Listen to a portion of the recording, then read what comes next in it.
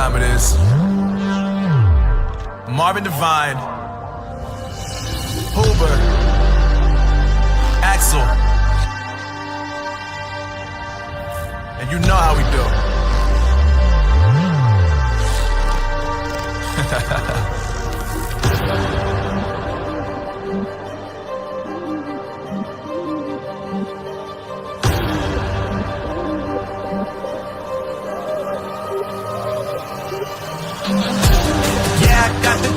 Yeah, I got the juice. Big game cool, make them look like cool. Always play it cool, that's the biggest rule. Forget what they doing, keep on doing.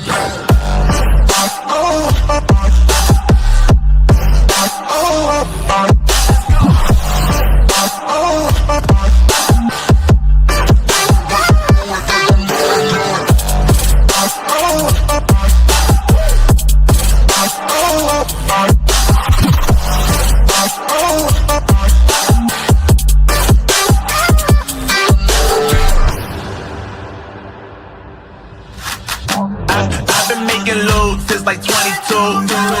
Ask me how I made it right here in the booth. I'm always pursued cause of what I pursue. That's greatness, yeah, I gotta make it, I got things to lose. Boy, just wanna get in my groove, but you can't get in my groove. Me, XL, and Huber, way too fireable. When this joint drop, better call the troops. And when you hear the drop, better raise the roof. Better raise the roof.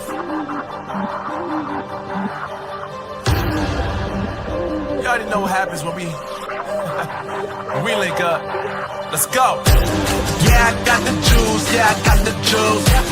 Win game cool, make them look like cool. Always play it cool, that's the biggest rule. Forget what they doing, keep on doing.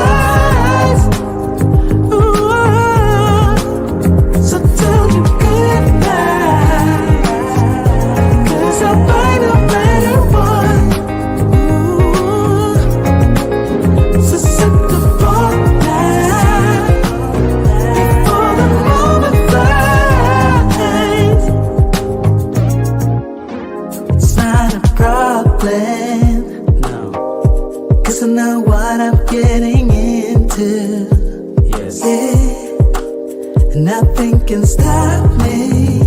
No. 'Cause I'm addicted to what you and I realize.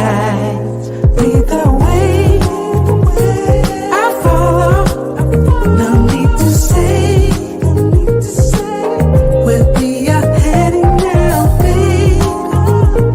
I follow to the edge of it all. So tell your good night.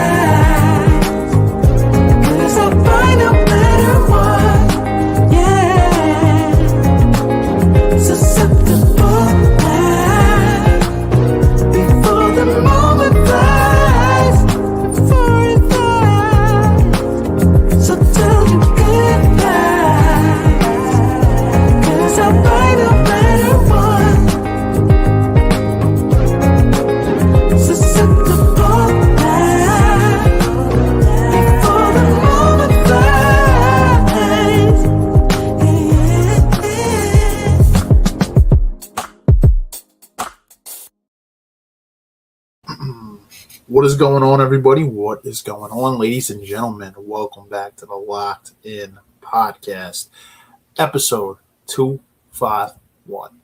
251. It's a little bit surreal, to be honest with you, to believe that we are 251 episodes into this thing. One of my buddies last week, he texted me actually live on the show. He's like, 250. Wow. Remember where we came from? It's crazy. And I was just kind of reflecting on that today, like how far along it has been since the beginning. And I'm not going to lie to you, I actually went and looked at the first ever episode. You guys remember when I used to co-host this with George Menchai? We used to co-host this thing together. And George and I are still friends, but we don't co-host anymore. I went a different direction a couple years ago. Actually just hit the 2-year mark since then. But it was crazy to see where my communication skills were in front of a camera 5.5 years ago compared to like where I'm at today, and just how much more inexperienced I was. But that's kind of how, like, when you start anything, you really learn along the way. You learn how to video edit, you learn how to promote, you learn how to communicate more effectively on screen, on camera. And it's honestly just such a different feeling today, like to see where that is and just remind you of where the beginning started, how excited we were over the little things that we were getting moving on this podcast. To see like where it's grown to today is amazing. And this still is a virtual podcast, so we're not in a studio or anything like that. And maybe down the line, it's eventually kind of where I won't talk too much on it. You don't want to speak too much into the universe, but eventually be able to kind of lump this into like an umbrella company with a couple other things I have, goals of my own behind the scenes with this podcast. But I love that, this started really as a hobby. It just became a passion to really be able to help other people get their platform out here, but also be able to get the audience, you guys who listen and tune in and support this podcast and support this platform every single week, or even if you're tuning in just time to time, maybe only in the episodes that interest you. And I understand that. I've really worked to make this podcast more niche focused. As you can kind of tell, we haven't had as many sports episodes because the premise of why we started this podcast was based off of personal growth. I do talk about sports every once in a while in big events. Honestly, right now, Philadelphia Flyers and the Philadelphia 76ers are in the playoffs. 76ers, I don't have much expectation for them. Boston's a really good team. Even though they got, they kind of stole game 2 there. I think it's going to be tough. But go Sixers. Flyers look really good right now. 3-0 start. First win at home in 10 years. Looking good. If they do go further into the playoffs, I'll speak on them and I'll host an episode on it. We already do have some episodes planned out, so we're going to continue along the way. Do want to make the announcement, guys. You guys probably saw on the calendar that Nate Evans was scheduled to come and speak this week. So he's got a lot going on right now. His wife and him just had a baby about 3 weeks, almost a month ago. So he's got a lot going on. We're going to shoot for 2 weeks from now because I have an episode in the works next week with my good friend Raymond and his wife Ariel, as well as my brother Rob. So we have a great episode next week regarding real estate, but Nate is going to shoot for 2 weeks. That is when we're going to aim to get him on. So I went ahead and kind of formulated another topic, something I think that could be really helpful, not just to men, but to the masses, so women as well, here tonight. And I also want to make the announcement. Mario was scheduled in the promo. Marius Rafaeli, close brother of mine, was scheduled to come on this podcast. But due to him not feeling great, I don't want somebody to come on and not be able to really give everything. So he's gonna come on a future episode. It's been difficult for him with his schedule to make it on a lot of these episodes, but we'll get him on at another time. So I will be going solo tonight. That's okay. We're going to continue this podcast and we're going to continue to grow. Before we jump in, special shout out to Frank Veneziali of FTV Fitness. That's his company, FTV Fitness. Those are his initials. He came on last week, gave some great advice in terms of building sustainable habits, in terms of your nutrition and exercise, getting your body, they say get your mind, body, and spirit right, the body aspect of it, getting that energy. So Frank, certified fitness coach, he had come on in September of 2023. And when he had initially come on, he was doing fitness part-time as a business, and he was in law enforcement. Since then, the next 2.5 years, he was able to move to fitness full-time, be able to really grow his business and make it a full-time career. And I love that, because here I got some close friends that since like the 5.5 years that I've been doing this have now been able to expand into their businesses full-time, which is fantastic. I think if you could build something for your family, build something for yourself, and really put your name into the world, there's just something about that. It's like you're staking your claim, but it's all for the passion of helping other people, right? Whether you're providing a product or a service, you want to make a difference. And I think that's where, if you have the passion, if you have the drive behind it, if there's a purpose, hence this topic tonight, intentionality, if there is purpose behind it, you are going to feel great waking up every single day. Know that what you're doing is something that is making a difference. So I love this. This is a topic that's been very big to me, especially over the last year plus couple years. And I was sleepwalking throughout a lot of my life. And I might have been doing things, like accomplishing things, but I felt like I was sleepwalking. And I'm not perfect, and every single day I don't wake up with motivation or great energy, because I definitely don't. I can tell you that. I absolutely do not. But I think when you can attach purpose to what you're doing, like your career, if you have a wife and kids, your family, right? Or as a woman, a husband and kids, your family. Or you just have family members, right? Your mother, your father, your brothers, sisters, cousins, whatever. And you know that like you're building relationships with them, your friends. You have purpose behind everything. Your health, right? You want to get in the best shape of your life because you want to feel good. You want to live long. When you have purpose behind everything that you do, I'm talking like you have to see the long-term picture. Because look, if you go to the day-to-day, every single day, and you're not really going to have the vision to really take the step back to be like, why am I doing this? So for example, say you struggle with nutrition, right? We'll go back to last week's episode. And you eat healthy for a couple days, and then you fall off again. It's because the short-term pleasure is going to outweigh your long-term vision. If you don't have a purpose behind why, I'm just speaking nutrition here, going back to last week's episode, if you don't have a purpose behind why you want to eat healthier, if it isn't to feel good, to, if you have a family, to be able to play with your kids and be able to enjoy life, if you don't have a purpose behind what you're doing, and this goes for anything, it's going to be very difficult for you to stick to those goals. If you're only living day to day, a lot of times you're going to succumb to the short-term pressure and the dopamine that comes along with it. Someone who can relate 100%. So that's what we're talking about tonight, purpose, intentionality. As I said, see a couple viewers are in here now. Mario will not be on tonight. He's feeling a little under the weather. It's okay. Me and him will chop it up later. I want my, like, anybody who's coming on here to feel their best, and it's not always easy when you're in front of a camera. So it's all right. Solo tonight, like I said, Nate Evans couldn't make it this week. A lot going on. His wife and him just had a baby 3 weeks ago. So me and Nate are going to shoot for 2 weeks.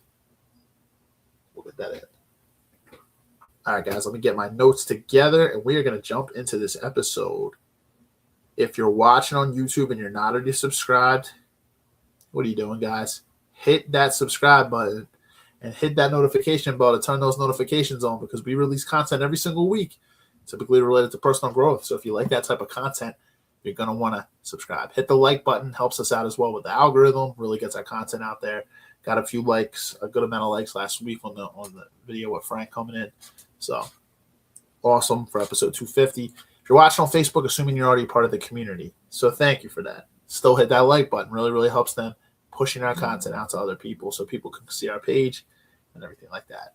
If you see something you like, you want to contribute to the discussion tonight, comment below. If it's on Facebook, I have to read it out loud due to meta privacy concerns. Can't put it up on the screen, but if you're commenting on YouTube, I can throw your comment on the screen and read it. So sit back, relax, and enjoy the podcast, guys. Let's jump into these notes. So the topic for tonight was the well-ordered life, a guide to intentionality in life, an audit of the mind, body, spirit, and your finances. So essentially, your health needs an audit, your heart needs an audit, the relationships in your life, and your finances. How do we go in and pick apart what is weighing us down, right? So this is really important. Because when you can remove the junk, ultimately what is not serving your greater good, where you're trying to get to, when you can remove that type of stuff, it really frees you up because you're not as cluttered.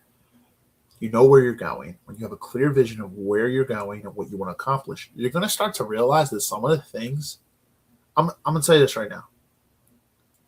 If you're not hitting your goals, but you have a vision of where you want to go, and then you start to declutter your life on the way, you're going to start to realize that some of the things that you were doing were not things that you actually enjoyed. Some of the people you were spending your time with were not people you genuinely felt growth with, and you felt like you were enjoying your time with. Sometimes we're so scared to go to the next level of our life, to what we know we really want.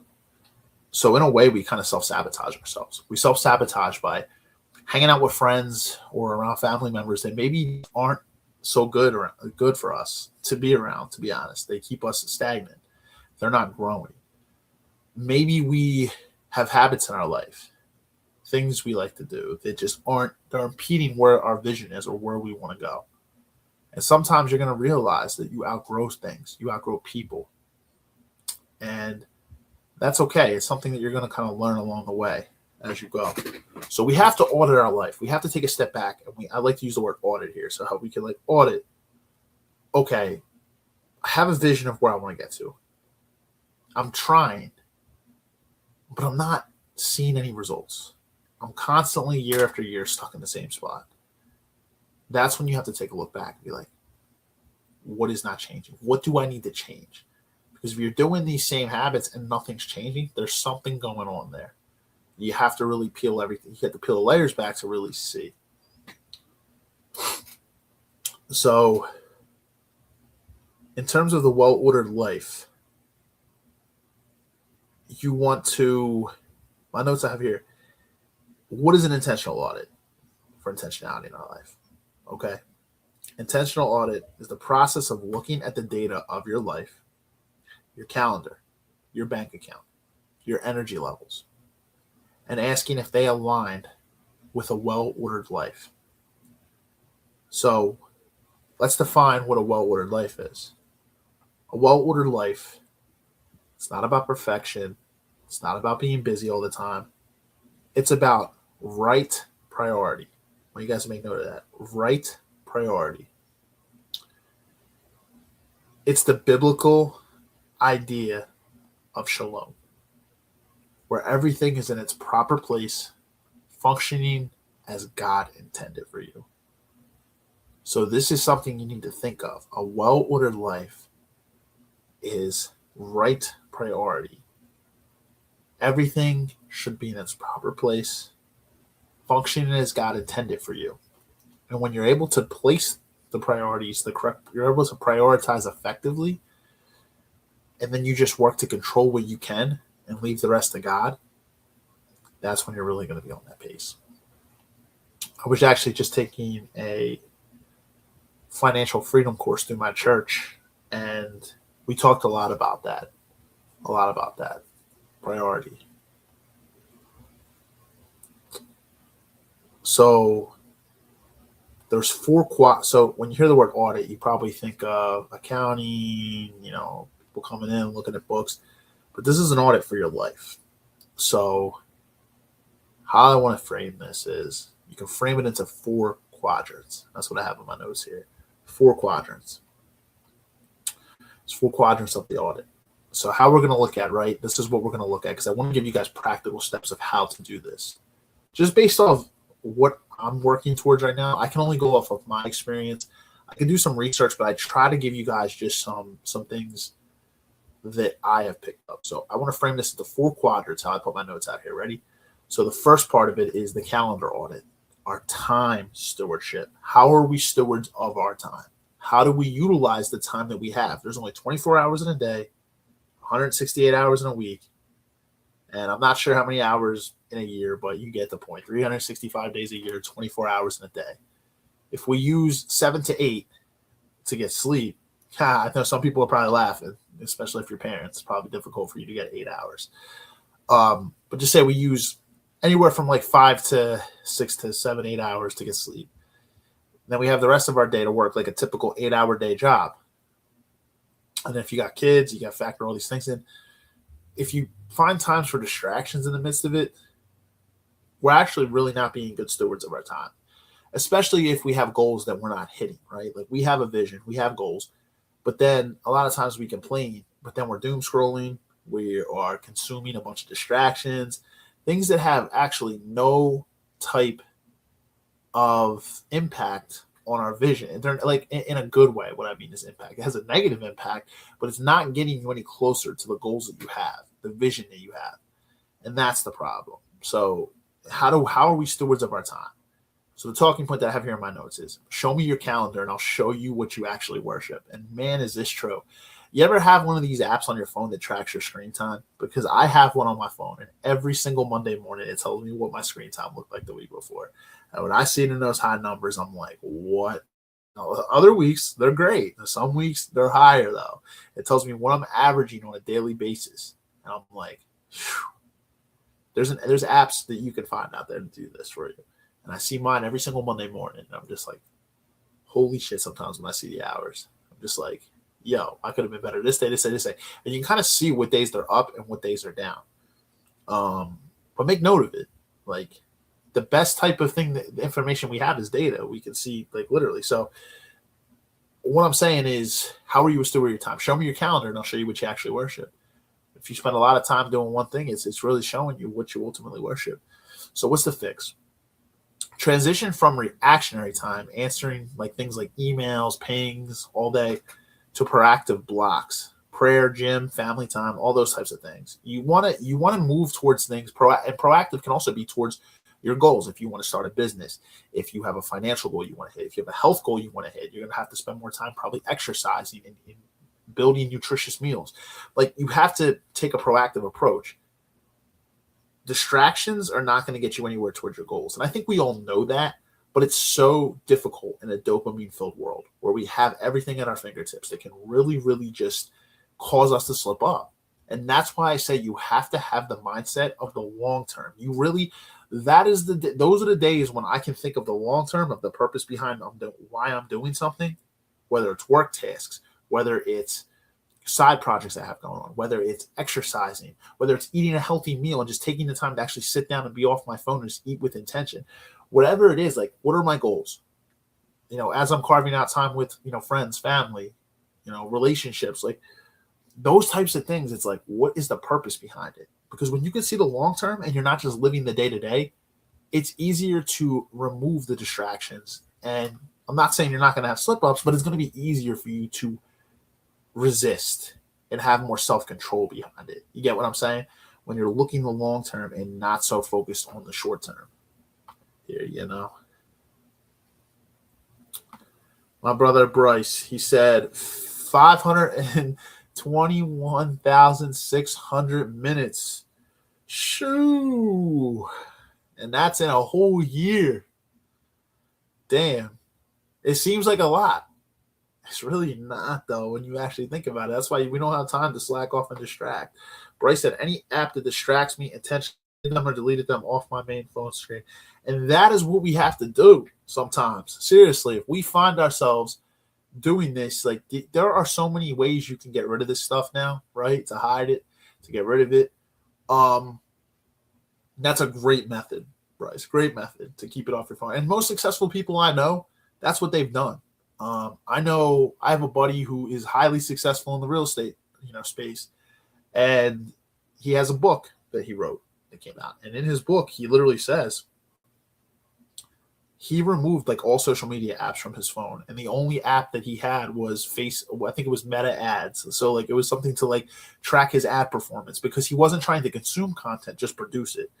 So he's like, I didn't need the distractions. But it's kind of like anything. Like, say you're struggling with porn as a man, right? There's porn blockers available. You can literally find, millions of porn blockers that can help you with that. If you struggle to eat healthy, right? What did Frank say last week on the podcast episode? Frank is a certified fitness coach, has his own brand. He literally said, don't keep it in your house. If you know you have sugars and foods that you were going to slip up and eat, like you keep it as like a health, like I'm going to have a treat for every once in a while. Yeah, but when you have a bad day, that's going to be a trigger and you're going to go and grab that food. And you saw how healthy Frank is. He admitted that he still struggles with that too. That's why he doesn't keep that stuff in his house, and this is a guy who is like a very, very strict coach, and but he just doesn't keep them in his house. He doesn't keep the distractions. But Bryce is right. Any app that's going to distract you, remove it, especially if you can't control, right? You have a lack of self-control. And, me as someone who grew up with ADHD, I know that, sometimes I can't help myself to do those things. So I have to remove those types of things from my life. Like I can't have them, because if I have them around me, then it's going to be, in a time of a slip up. Bryce said, where focus goes, energy flows. Absolutely. So that's what I'm saying. Like a long-term vision is so important. When you can see the long-term vision and you're not just living the day-to-day, because when you're just going with the motions every day, you have goals, but you don't know how to put it into like a vision, or you don't know the steps to get there. Just understand that, like, if you can break your goal out into actionable steps every day and you can actually visualize, okay, this is where I want to go. These steps are going to help me get there. The days when you're struggling and when you're not motivated, that's what's going to help you to keep discipline. So seriously. So like I said, I was breaking this out into quadrants here. The calendar audit, your time stewardship is first. So there's actually a scripture reference on this, and I actually want to bring this one to scripture. So I had here Ephesians 5:15 to 16. So look carefully then how you walk, making the best use of the time. So you guys can check that out. Ephesians 5:15 to 16. So time stewardship. I think that time stewardship is going to be the most important. That's where you're going to have to start, because how you allocate your time is going to be able to show you where you put your focus, right? So like, show me your calendar and I'll show you what you worship. So make sure you track your time, see where you're putting your most energy. And that's why I say with this audit of yourself, you have to kind of peel back the layers and figure out, okay, where am I spending my time? Why am I not hitting my goals? Where can I correct this? What actionable steps can I take to correct this? So that's the first one. Number 2, the financial audit. So financial stewardship, resource stewardship. So the talking point that I have here, intentionality is the difference between where did it go and I told it where to go. So where is your money going? Where is it flowing? And I told it where to go. I put it where it needed to go. So it's more so about taking control, because a lot of people, when it comes to finances, can feel out of control. They can feel like it's hopeless, that they can never get out of these struggles. And you just see time after time again on like some of these shows like Dave Ramsey and other things, like people who have struggled and have been in horrible situations that have gotten out of it. First and foremost, I do believe that, like giving back to God is one of the biggest things. Not everybody might have the Christian viewpoint and all that stuff, but anyone I know, and this is something that I am not great with, I'll be very honest with you. I'm very transparent on this podcast, so I'll never, ever lie to you guys. I do not give a ton, and I could give more than I do. And I'm working to be better on it. But I do know that most people I know that have tithed, even in situations where they felt like it was hopeless, like they were giving money to the church or giving money to a pastor, and like they're struggling themselves to put food on the table almost. They've seen money come in different ways that they've never seen before, whether it's a job promotion, whether it's they got some type of breakthrough in their business, and they make money, or they make more money than they've ever seen. And that's where I say faith comes in. But I won't get into that on this whole episode, but I'm just saying, like, in terms of your finances, like that's a big thing. I just took a financial freedom course through my church on this. So the foundation is God. But basically, parking your money, understanding where your money goes is step one. So you really have to do an audit of your own finances. There's plenty of apps that you can do out there. You can literally go to your banking app, and if you spend on your card, right? So if you spend a lot on your debit card, I would say go to your banking app and then track your transactions. If you spend a lot on a credit card, you can also go down and track your transactions. All these apps, as long as you're not paying in cash. If you're paying in cash, it's a little bit trickier, but you're gonna need to. I assume most people in this day and age probably don't pay in cash. But if you pay in cash, you're going to have to keep the receipts to track that. It's going to be a little harder, but you can still do it. And also, there's plenty of apps out there, like Rocket Money is a good one that I recommend, and it's free. The paid version helps you cancel subscription stuff, but you really don't need that. You can cancel subscriptions on your own. Unless you have hard to get out of subscriptions, then maybe it's worth to pay it. But to be honest, I just use the free version, and it gives you a lot of great resources where you can track all your spending. It shows you what is coming in versus what is going out, and it gives you it shows the difference, so you can see that. But it really helps you get a grip on your finances, and it comes down to what can I cut out and how can I make more money. That's what it comes down to. So the fix. So this is what I was going to say here. The fix. Review the last 30 days of your spending. Identify the leakage. So a lot of times subscriptions get hidden in there, ones that you may not think you have any. And you know what? I've thought that sometimes too, and it caught some in there. So you can find your subscriptions, mindless eating out, like things like that, redirected towards your legacy. So this is why I said the long term, your savings, giving, family experiences, these types of things. This is where you can redirect that. But you have to understand where it's going first. Like, you can't redirect it or cut things out when you have no clue of what your financial map looks like. And a lot of times people would rather just not look. But I'm going to be honest with you. You're not going to be able to get control of it unless you do look. So you have to look. You have to do hard things. And I would say look at the last 30 days to start. So not overwhelm yourself and see where your spending looked like. Because if you're spending more than is coming in, you have a problem. You either have to remove things that are like non-essential from your life that you can remove, or you need to make more money. So this is what it comes down to. But you can get that under control. You really, really can. And there's plenty of resources out there, free resources, YouTube, Google. There's plenty of you can find it. Nowadays, you can even utilize AI. I would just say be careful. AI is a great tool, but you do need to make sure you're fact checking things to make sure that the information is accurate.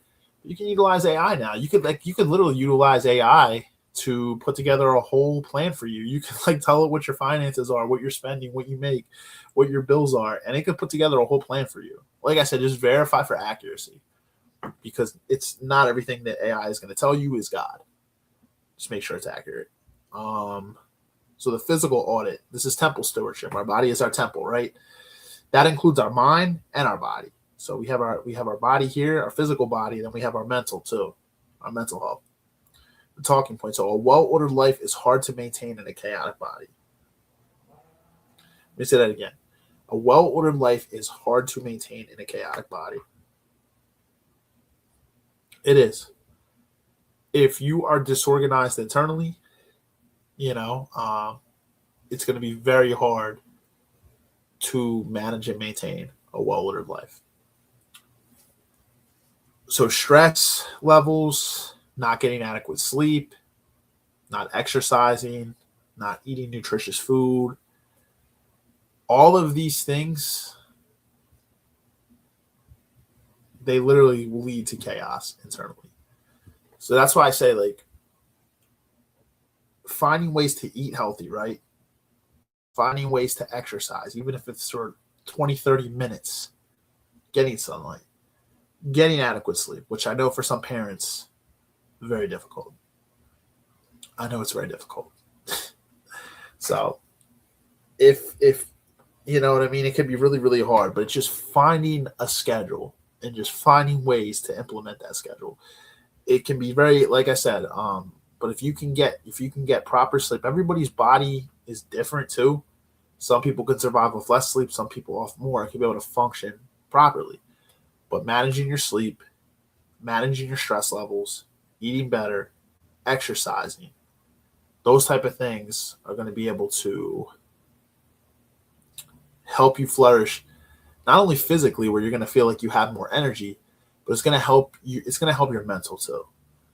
It's going to help your mental. And that's what you want, because this, without your energy, I'm telling you right now, I think energy is, we're like Bryce said right here, where focus goes, energy flows. But energy is so critical, because your energy is going to be how far you're going to be able to go. So like if you're not fueling your body, right, you got to think of your body as like the engine of a car.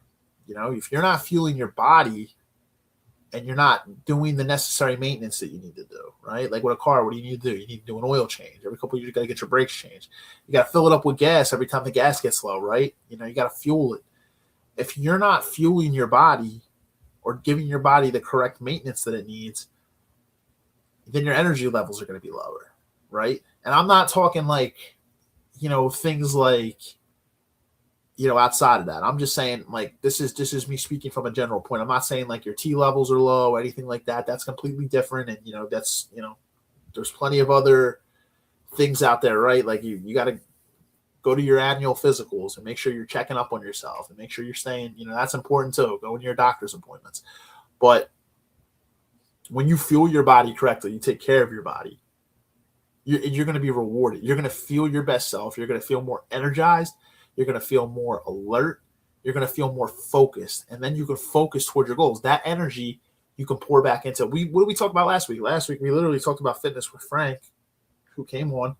But that energy that you get from being able to, from taking care of your body, you can put that more back into your purpose. So your career, your business, your family, you can put that more back. You can put that more into your family, where you can spend more time with your kids, with your wife.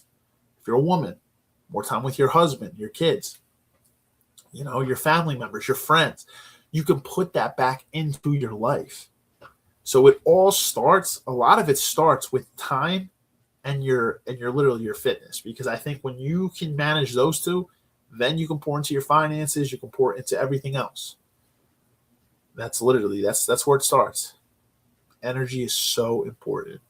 And when you lack energy, you don't have the ability to really be able to accomplish what you would like to accomplish. So that is really, really important. So the fix, use the security check. Ask, do the people, like literally, so, well, not that side of it. The fix, audit your sleep, your movement, your inputs, what you eat and drink. Are you fueling for the mission, or are you fueling for comfort? That is so critical, because guess what? A lot of people don't want to exercise because it's hard, right? They don't want to lift heavy weights. They don't want to lift heavy shit because it's difficult. Their body's going to hurt the next day. They don't want to run, or they don't. And I'm honest, even Frank said last week, you don't need to run all the time. Just walk. But people don't want to do it because it requires work. It requires energy expenditure. People don't want to eat healthy because they don't see the long-term vision. They'd rather have the dopamine of unhealthy food right now, not understanding that you could eat healthy food that could taste good, right? It just requires a little bit more work to put together the meals.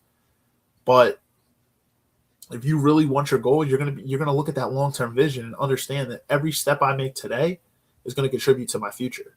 So there has to be purpose behind it. But I understand, you know, living in like Philadelphia, right? You have access to so much unhealthy food here, so much access. There's just so many distractions in general. That's why up here needs to be like a safe base. You have to be able to protect it. You have to be able to protect your energy. You have to be able to protect your peace. And it can be really difficult. But in order for you to be purposeful, to be intentional, to accomplish those long-term goals that you want, you need to do that. That's important. Quadrant 4, I have the heart/relationship audit, emotional stewardship. Talking point here I have are your closest relationships getting your scraps or your best? I'm going to repeat that one again. So are your closest relationships getting your scraps, or are they getting your best? So the fix, this is where I was saying security check. Ask, do the people that you love feel safe, seen, and secure with you? Audit the depth of your conversations. Are they surface level or are they soul level? You ever been in like a relationship where like the conversations were surface level? Or have you ever dated somebody and it's like that? Or have you ever had friendships like that? Or just relationships with family members like that, where everything's just surface level? You don't actually talk about anything deep. And a lot of times it's also because you may fear confrontation. You may fear whatever it is. Maybe you're more afraid to be vulnerable or open to people due to past experiences. But understand, you don't really have a genuine connection with somebody unless you can get past that surface levelness. So that's an audit you want to do too. That is an audit you want to do too. And I'm going to actually, I didn't put this in my notes, but this is something that I want to add here too. When it comes to your relationships, you also have to audit the people in your life. I was just talking to a buddy about this who was struggling with this for a couple of weeks. And he was calling me to talk to me about this last week and then 2 weeks ago too. And was just talking about, certain people in his life. It just feels like it was like a roller coaster of emotions, like ups and downs and ups and downs.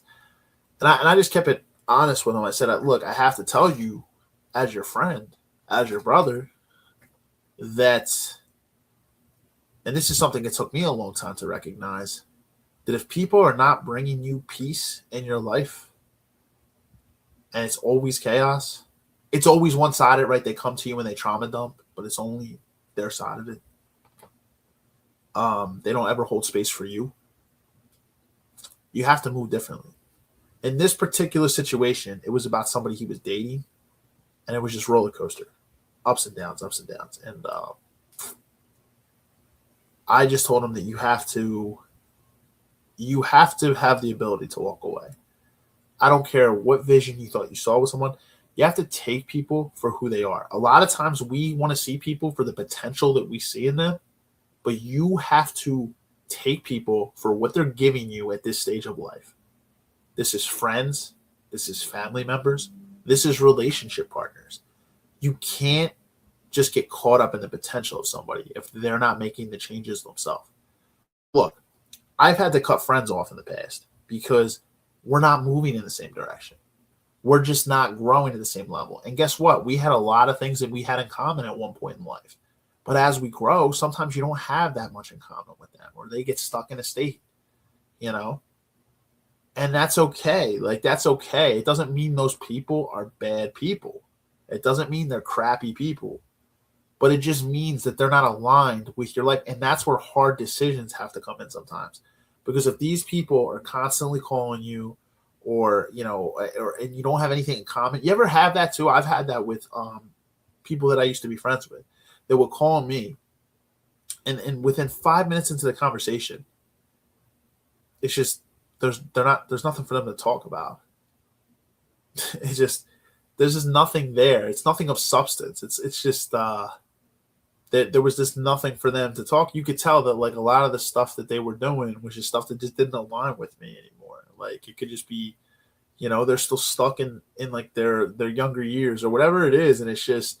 Or they want to gossip or talk about somebody else. And it's like, I don't have the energy for it. Like I said, it doesn't make them bad people. It just means that's where they're at in their journey. And I have to take them where they're at there. If I'm with a partner and like, we're not aligned, like I have to make a decision that like, hey, say we're in the dating phase. It's a lot different when you're married. Like you kind of want to do everything you can to get back on track and make sure that like, hey, I'm not just saying, hey, I'm just going to, just go and divorce the person, but you want to work at it.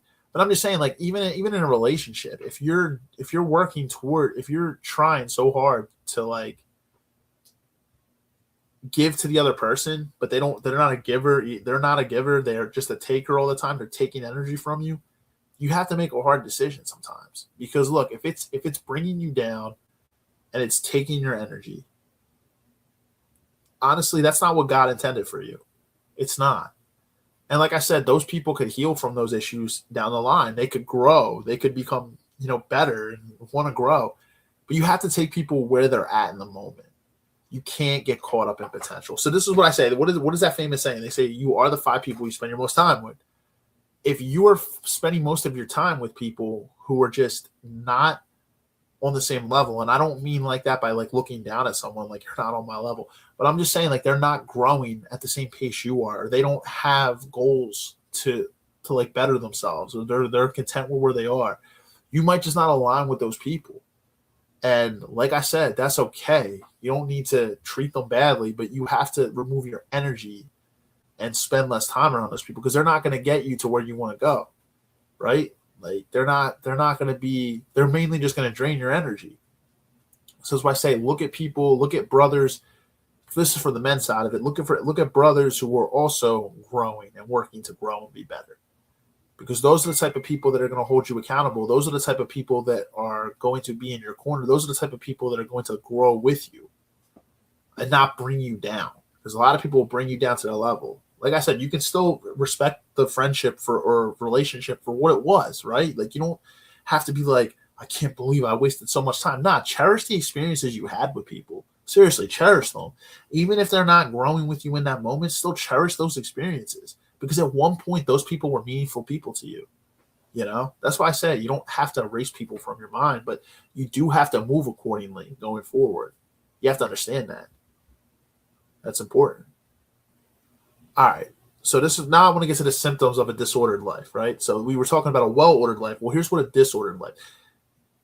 This is what I want. I want you to be able to identify these red flags. Constant low-level anxiety. The feeling that you're forgetting something important. Maybe you're living in survival mode. That's a symptom of a disordered life. So I've caught myself here. I've caught myself here before. You need to catch that. I'll be honest, I've never dealt with like severe depression or anything like that, but I've caught myself with anxiety, and everybody has probably faced anxiety at some point. You can't tell me you've never had anxiety. But if you have constant low-level anxiety, some anxiety is good. And I say that like like just because it keeps you alert. It keeps you, hey, I know I need to do something. But if you're in a constant state of low-level anxiety, that's a red flag. Resentment, feeling like the victim to your own schedule. Another one I've gotten caught up in.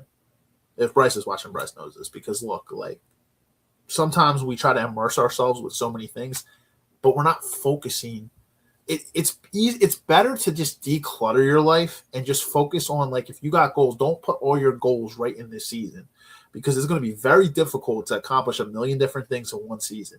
You have to understand that life is a marathon. It's not a sprint. I know you guys have heard that before, but it's serious. Like, if you guys can understand it, like, okay, in this season, this can accomplish this, and this. Okay, well, understand how much time and energy each thing is going to take.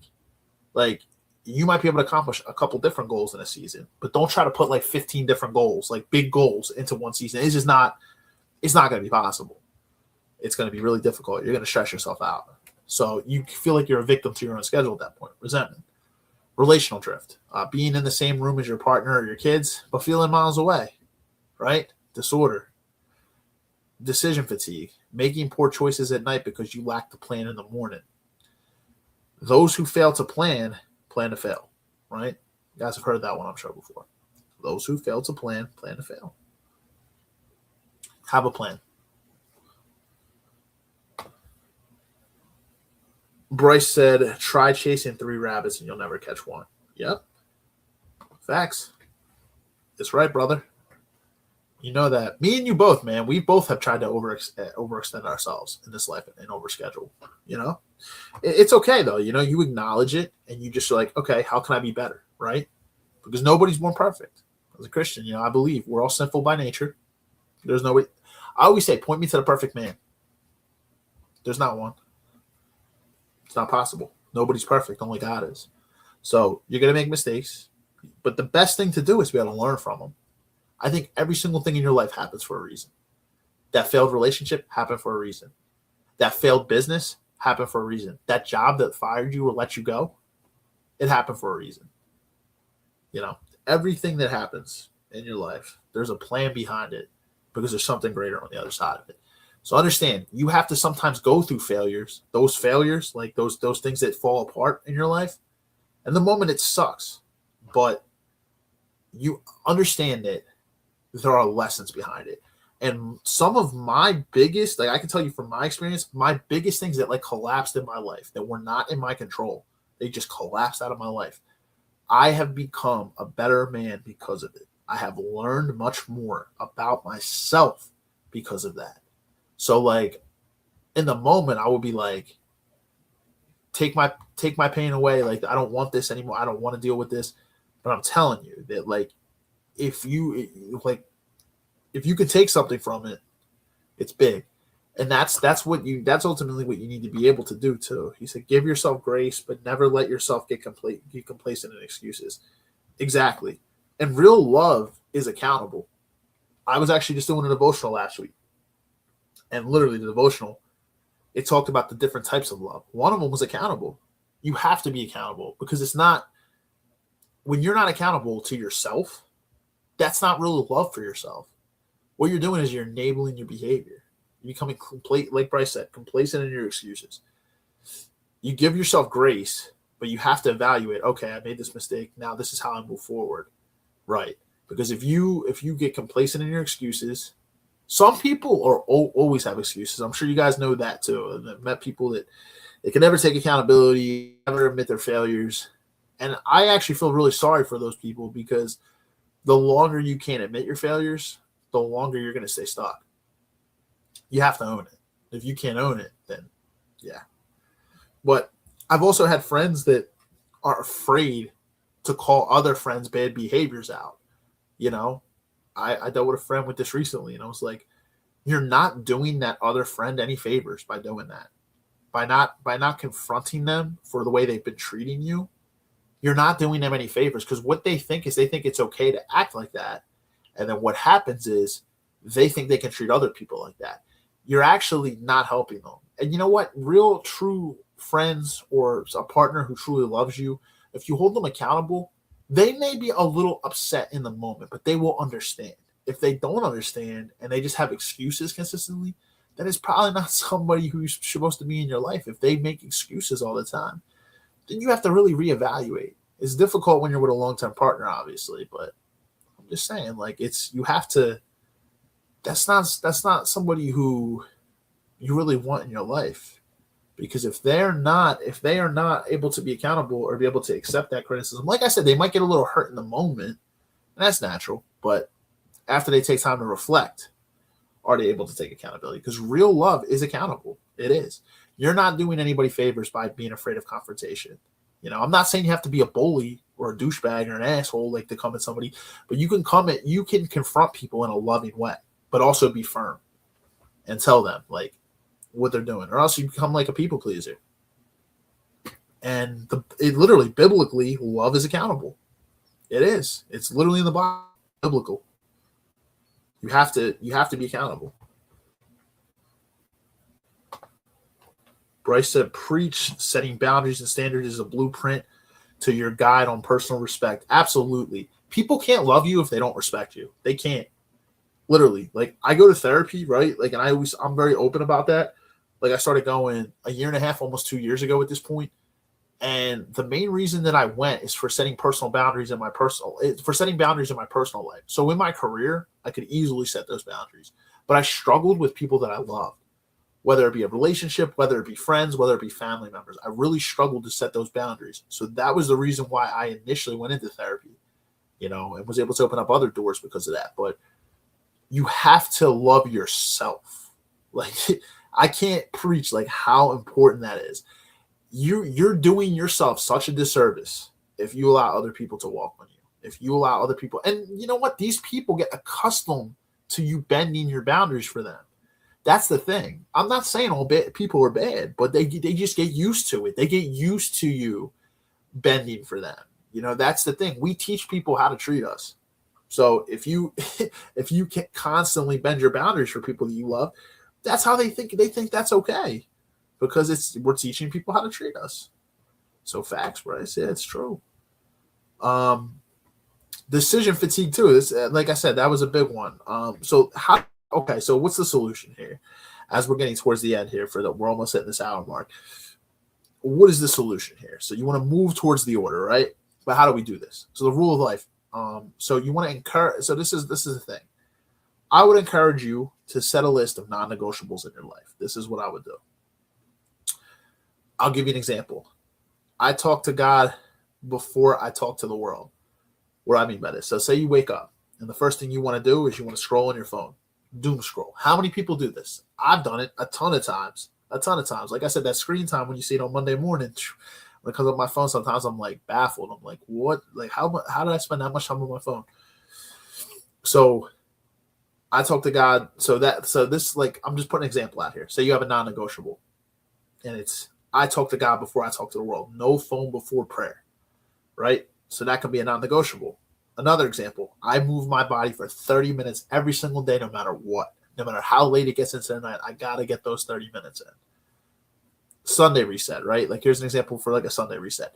Spend 20 minutes every Sunday night auditing your week ahead. So where are the traps? What are my triggers? Where are there opportunities for this to be intentional, to be purposeful, to put towards whatever goals you have? Sunday is a great way to do, is a great day to do it, because it starts the beginning of your week. Sunday is usually more of a day of rest. Now, not everybody rests on Sundays. Some people work on Sundays, depending on your career, depending on your business, right? Businesses, usually people are doing some type of operation 7 days a week when you run a business. But what I'm saying is it's typically a more slow day than for most people. If you go to church, it's the time you go to church. It's the time you spend in prayer. You typically, hopefully, you spend time in prayer every day, but it's a slower day. But it's also the start of a week, right? Before Monday hits, this is the day to do it. And you know what? The Rock used to have something on his Instagram. He used to have a video. He used to say he's doing the Sunday inventory, which is like the mental inventory for the week. It's a good day for the reset to really figure out. But when you can identify what the traps are, what your triggers are going to be throughout the week, and it'd be like, okay, how can I avoid these triggers, right? Or even, I don't even want to say avoid, not like you're running away from them, but how can I face them head on? How can I find healthy coping mechanisms so that I don't fall into these traps, right? What are my opportunities to be purposeful? My buddy John said, John, what's up, brother? Thanks for tuning in. He said, non-negotiable, I refuse to give anyone my time before I've talked to God or talked to my wife. Wife first, before the kids. Before I go to bed, check in. Those are non-negotiable. And that's a great non-negotiable, my friend. That is a great non-negotiable. Absolutely. And that's great, man. Yeah, you're not giving your time and energy to anything else. And you know what? Your family and God, right? Top priority, right? So there you go. You're giving your energy and your time and your attention to that. He said, if you don't take care of these things, it will hurt you. What's up, brother? What's up, my brother? Appreciate the support. Absolutely, man. You have to take care of those. You have to. A lot of people complain. Arnold Schwarzenegger had like a thing before, and it was like everybody always has a problem with the time. But they don't want to release the things that aren't putting them towards their goals. Like, you know what your vision is, you know what your goals are, but the problem is a lot of times people know what they need, what they're feeling called towards in life, but they just don't want to give up the short-term pleasures. They don't want to give up the things temporarily. And the thing is, like, temporarily to get what they know that they want in this life in terms of their purpose, where God is calling them. They don't want to give it up. And the problem is, like, just audit your life over the last few years and be like, has this gotten me any closer to where I want to be? Because if it hasn't, then, you know, you have to release some of these things. You can't have it all. So nobody said that's going to be easy, but to build a great life, it will be hard. You will be tested along the way. But you know what? It allows you to kind of leave your mark here. But John, you're absolutely right. Bryce, you as well. Sunday reset. So like I said, so what I want to kind of close with here is the final point I have here is the goal is the quiet confidence. So a well-ordered life, it doesn't mean a life without trouble. It means a life with foundation. Think of a house that's built on like a solid foundation, and then think of a house that's built on sand. You think that the house on the sand is going to last? It's not going to last because the foundation is shit. The foundation is screwed. And that house will collapse. If you're building your foundation on sand, then the rest of the journey, every day that you wake up, if your foundation is going to collapse or it's shit, then everything's just going to fall apart. You have to have a solid foundation. When a man of God is intentional, so I'm saying man here, but like I said, I put this in my notes, but women as well, you can build this foundation as well. I don't want to just put this out here for men because men can do it too, but like as a man or woman of God, when a man or woman of God is intentional, they operate from a place of peace because they know that they are walking in alignment with their creator. So when you operate from a place of peace, you know you're walking in alignment with your creator, because that's what God wants for you. He wants you to do hard things to have peace later. That's what he wants. He knows, like, you have to do hard things in this life to accomplish what you want. You know, life is not built on just distractions and everything. And I do feel like distractions are even more prevalent today. I can't put myself in the shoes of my parents or my grandparents or those generations. I was not alive. But what I can say is today, distractions are more prevalent than ever. Pray to God for self-control. I think that's the thing too. Self-control is such a hard thing for a lot of people. A lot of people struggle with it, especially if you grew up with ADHD or if you have addictive personality. It can be really, really difficult. That's why I say you have to find ways to remove certain things so it's not even in your line of sight. Have friends that have a close friend circle or family circle or whatever that can keep you accountable. Because if you can stay accountable, that's going to provide you shame, right? Every time you slip up, it's going to provide you shame. And I think shame can be a good thing. A lot of people think the word shame is a bad thing. Shame can be a good thing if it's going to put you towards your goals. Sometimes we need to be shamed. Sometimes we need to feel shame, because what it does is it makes us not want to feel it again. So we'd rather, do what we need to do so we don't feel it again.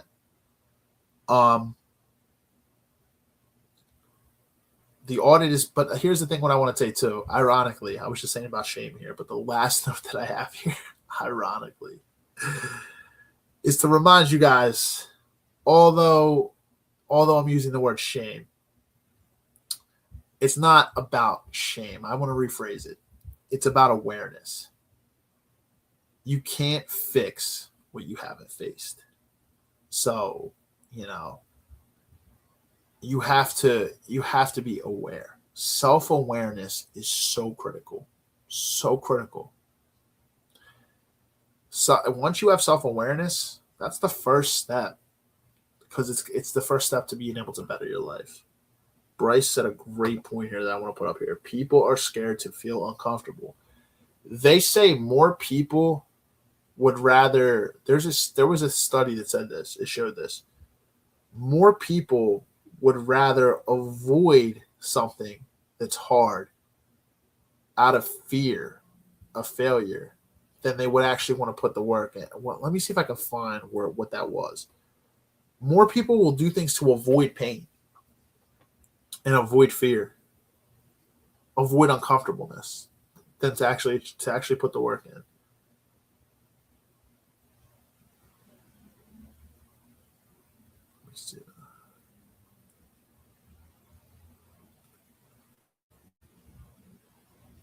This was Tony Robbins, actually. So Tony Robbins had said, this was a quote from Tony Robbins. He said, more people would rather avoid pain than gain pleasure. This is a psychological study that was done to show this, that more people will do more to avoid pain than to actually gain pleasure. Because people don't want to feel shame. They don't want to feel pain. You got to rephrase it as awareness. You have to go through that, though. Just think of the most successful people in the world, right? And success is a different metric for everybody. It could be financially, it could be, successful marriages that have lasted a long time, whatever it is. And just understand that, say a successful marriage, for example, you know how many hurdles that husband and wife went through to last 40, 50 years? Yeah, there were probably times where they literally were thinking about ending it all, in terms of ending their marriage and divorcing and going their separate ways. It takes a lot to get there financially too. Imagine you build a business. You know how many failures a successful financially successful business owner had to go through to achieve that? You are not alone, and you're never going to be able to avoid failure. Say your fitness. Would you rather, right? It's painful to get up and work out every day. It's to eat healthy, right? It's difficult. But would you rather feel the pain of carrying the health problems and the weight for the rest of your life on your body? Or would you rather go the pain of exercising, doing the hard work, eating healthy, right? You have to go through pain to have peace.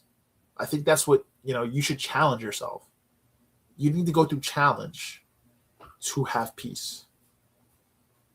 So Bress also said mentally or physically. I was coming to feeling uncomfortable. Absolutely. People are afraid of uncomfortability, but you have to get comfortable feeling uncomfortable. Get comfortable feeling uncomfortable. You should do things that challenge you. The things that scare you, you should do them. It's easier said than done, but I'm telling you, that's where you're going to see the most growth, is the times when you actually do the things that you're most afraid of. And a lot of times, if you've ever done that before, what do you usually see? You wind up realizing that you fabricated a whole thing in your head that, like, this wasn't as bad as I thought it was going to be, because you put it off for so long because you're scared. But it's usually not as bad as you thought it was going to be. You usually feel good afterwards. Guys, I want to take time to almost wrap up because we're about an hour and 5 minutes in. I actually didn't expect to go as long because Mario had to cancel on this one, but we've had some good comments. John and Bryce here. Let me check Facebook too. And we had some comments at the beginning, but let me check and see. Guys, thanks for the views. Randy, what's up, brother? Thanks for the like. Appreciate you, dog. All right, so we had some initial comments on Facebook. Looks like they're just the viewers now. We got some good views. But you guys always know how it is. I know you guys comment sometimes on Facebook after the live. Same thing with YouTube. And if you guys do, I'll respond. But we do have a great episode coming up next week. So I just want to thank everyone that viewed tonight. Also, Bryce, John. Appreciate you guys. Next week, we have a big episode. We have 3 guests coming on. So my buddy Raymond and his wife, Ariel, out of Orlando, we're going to be talking real estate, basically what you need to know to get into your first home. So we talked investment properties with Rob, right, a couple months ago, what you need to secure your first investment property. We're actually going to talk about, from a residential standpoint, owning your first residential home. A lot of people who actually might be ready to own their first home, but out of fear, they don't think they're ready.